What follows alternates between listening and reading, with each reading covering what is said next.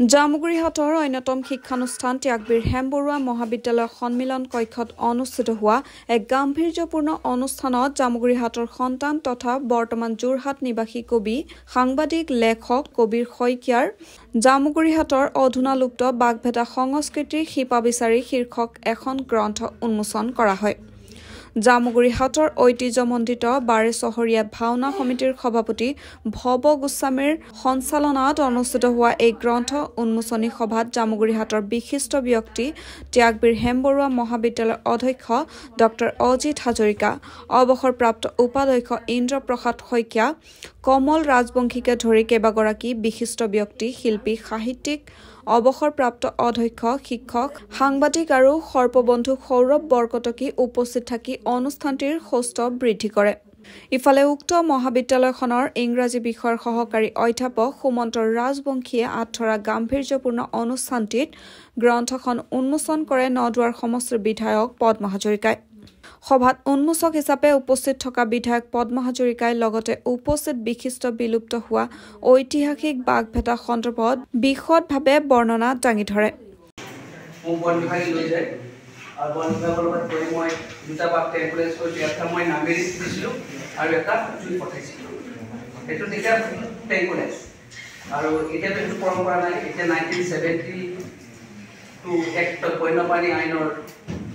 বাঘু মাৰিব লাগিব, সাপু মাৰিব লাগিব, হাতীও মাৰিব লাগিব, চৰাই মাৰিব লাগিব, মেঘু মাৰিব লাগিব। এইবিলাক আইনত কোৱাৰ কাৰণে 2006 চনত 42টা আছিলে মাত্ৰ বাঘ অসমত, 42 হৈছিলে। এতিয়া কিন্তু 244 মান দিছে, বাঢ়ি আছে। আমাৰ বিধায়ক ডাঙৰীয়াই কৈছে 6 এডিশ্যন হৈছে, মানুহৰ ঘৰলৈ বাঘ আহিব কিন্তু কলিয়াবৰ যিটো হৈছে ইয়াতো আহিব, কাৰণ বাঘৰ ইয়াত চাকৰি কৰিলোঁ, চাকৰি কৰাৰ বহু বছৰ হ'ল, অলমষ্ট 24 বছৰে হৈ গ'ল। গতিকে এই 24 বছৰৰ পিছত মুখ পাকৰি অহা কথাবিলাকক আজি লিপিবদ্ধ সংকীৰ্ণ অতিথিসকল, কবিৰ শইকীয়াক মই চিনি নাপাওঁ। এদিন ফোন এটা আহিছিলে, কবিৰ শইকীয়া বুলি কৈছে। কবিৰ শইকীয়াই ক'লে যে মই এখন বাগভেটাৰ ওপৰত এখন কিতাপ লিখিছোঁ আৰু এই কিতাপ ভাবি তেওঁ এজন বন্ধুৰ থ্ৰুৱেদি মোক কৈছিলে যে মই ত্যাগবীৰ হেমবৰুৱা মহাবিদ্যালয়ত উন্মোচন কৰিম বুলি ভাবিছিলোঁ। মই একেষাৰে ক'লোঁ হ'ব। তাৰপৰা ক'লে পদ্মদাও আহিব, গতিকে মোক ক'লে আপুনি কথাটো টাইমটো মিলাব। মই বোলো মোৰ টাইম সদায়, পদ্ম হাজৰিকাৰ টাইমটোহে নাই, আপুনি পদ্ম হাজৰিকাৰ টাইমটো আপুনি লওক। সেই টাইম লওঁতে ইলেকশ্যন আহিলে আগতে আছিলে, সি পিছফালে বহি আছে। তাৰপিছত 27 তাৰিখটো আজি তেখেতে 12 বজাত ক'লে, মই বোলো হ'ব। কবি শইকীয়ালৈ ধন্যবাদ জনালোঁ। এখন দস্তাবেজ হৈ গ'ল, ইয়াত আৰু কৰণীয় আছে। মই সভাখনত উপস্থিত থাকি গম পালোঁ যে অলিখিত কাহিনী আৰু বহুত আছে।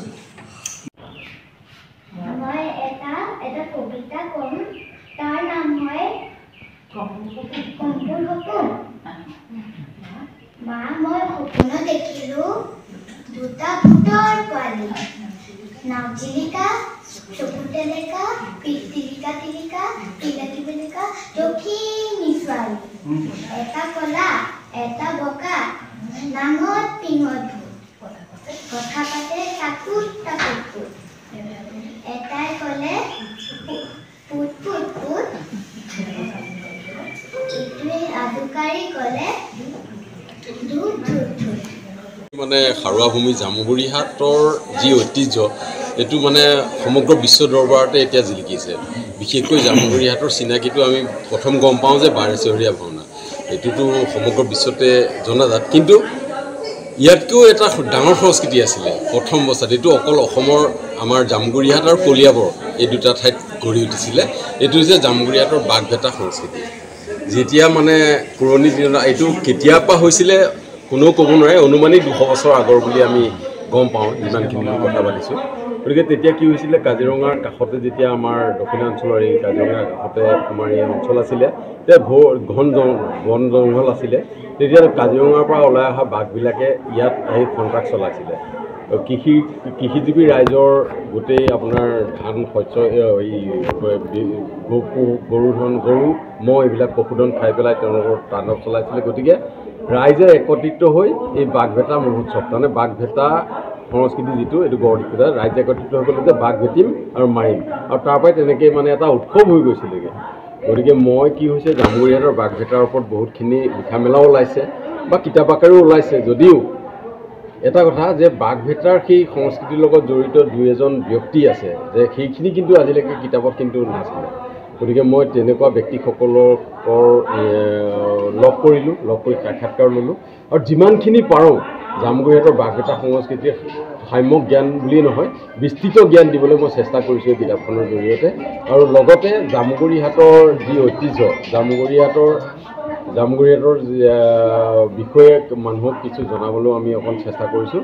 আৰু ইয়াত মানে বিশেষকৈ জামুগুৰিহাটৰ শেহতীয়াকৈ যি ৰিভলিউশ্যন আনিছে পদ্ম হাজৰিকাদেৱৰ কন্যকা কৃষি ফাৰ্মে, কন্যকাই যি জাগৰণ আনিছে সেইটো মই দিছোঁ। গতিকে পৰ্যটন ক্ষেত্ৰতো এই ফাৰ্মে বিশেষ অৰিহণা আগবঢ়াইছে। আৰু মই ভাবোঁ যে জামুগুৰিহাটৰ এই বাঘভেটাৰ কিতাপখনে কিছু হ'লেও ৰাইজক উপকৃত কৰিব, আৰু যদি সকলোৱে যদি আদৰি লয় মই কিতাপ পাওঁ। কিমান দিনৰ পৰিকল্পনাৰ অন্তত কিতাপ? এইটো মোৰ প্ৰায় 1 বছৰ হৈ গৈছে। 1 বছৰ। ধন্যবাদ।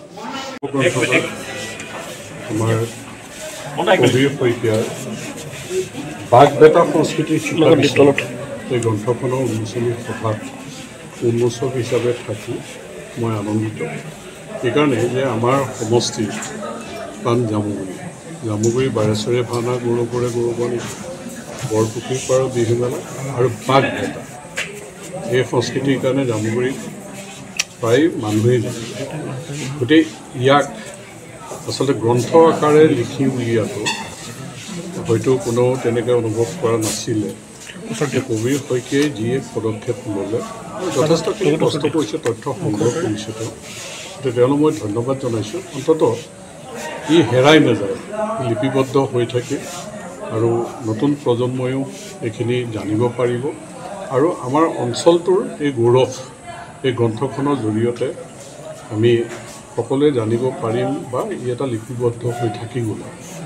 আৰু মই আহ্বান জনাম, আৰু কাহিনী আছে বাঘভেটা সম্পৰ্কত, সেইখিনিও তেওঁ সংগ্ৰহ কৰি পেলাই এই অঞ্চলৰ বাঘভেটাৰ শিপা বিচাৰি যি এটা গৌৰৱ তেওঁ ৰাখিছে, আৰু চেষ্টা কৰক ইয়াক যাতে আৰু সুন্দৰকৈ উপস্থাপন কৰিব পাৰে। গতিকে তেওঁলোক মই ধন্যবাদ জ্ঞাপন কৰিছোঁ। আৰু লগে লগে জামুগুৰিৰ অন্যান্য ক্ষেত্ৰত যিখিনি গৌৰৱ আছে সাংস্কৃতিক জগতখনত, সেইখিনিও তথ্যভিত্তিক তেওঁ লিখনিৰে আৰু লগতে যদি আমিও কৰে, সেইটো আচলতে আমাৰ এটা নৈতিক দায়িত্বই আছে যে আমাৰ এই কথাবিলাক হেৰাই যাবগৈ, নহ'লে সাধু কথাৰ নিচিনা হ'ব। কিন্তু তথ্য যিহেতু আছে, ইয়াতে ফটো যথেষ্টখিনি তেওঁ আহৰণ কৰিছে, ইয়াতে দিছে এই গ্ৰন্থখনত। গতিকে আমি বিচাৰিছোঁ এনেধৰণে আমাৰ গৌৰৱবিলাক লিপিবদ্ধ হওক, আমাৰ নতুন প্ৰজন্মই জানিব, এইটো কেতিয়াও হেৰাই নাযায়।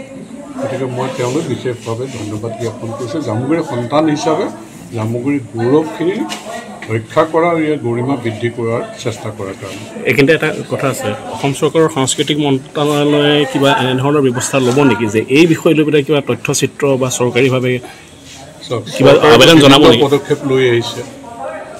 অসমখনৰ যি গৌৰৱোজ্জ্বল ইতিহাস আছে, বীৰ বীৰংগনাসকলৰ যিবিলাক বীৰত্বৰ কাহিনী আছে, আমাৰ সাংস্কৃতিক বা ক্ৰীড়াৰ দিশতো যিখিনি আছে সেইখিনি সংৰক্ষণ কৰা, সেইখিনি বা তথ্য সহকাৰে ৰখাৰ আৰু তেওঁলোকে তথ্যচিত্ৰ নিৰ্মাণ কৰাৰ ক্ষেত্ৰতো পদক্ষেপ গ্ৰহণ কৰি আহিছে।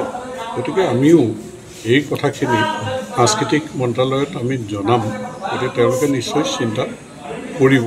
যেনেকৈ আপোনালোকে অলপ দিন আগতে মুখ্যমন্ত্ৰী ডাঙৰীয়ে ঘোষণা কৰিছে, দেখিছোঁ যে 42 চনৰ 20 আগষ্ট দিনটো চতিয়া থানা সেই পতাকা উত্তোলনৰ বা ব্ৰিটিছৰ সেই শাসনৰ দিনত গণতন্ত্ৰ প্ৰতিষ্ঠা কৰাৰ কাৰণে ৰাইজে যেনেকৈ থানা ঘেৰাও কৰি পেলাই সেই গৌৰৱ অৰ্জন কৰিলে, তাৰতো কোনো ধৰণৰ স্বীকৃতি নাছিল, চৰকাৰে স্বীকৃতি দিলে। আৰু সাংস্কৃতিক মন্ত্ৰালয়ে জনাইছে মুখ্যমন্ত্ৰী ডাঙৰীয়ে এইখিনি গোটেই সংগ্ৰহ কৰিবৰ কাৰণে।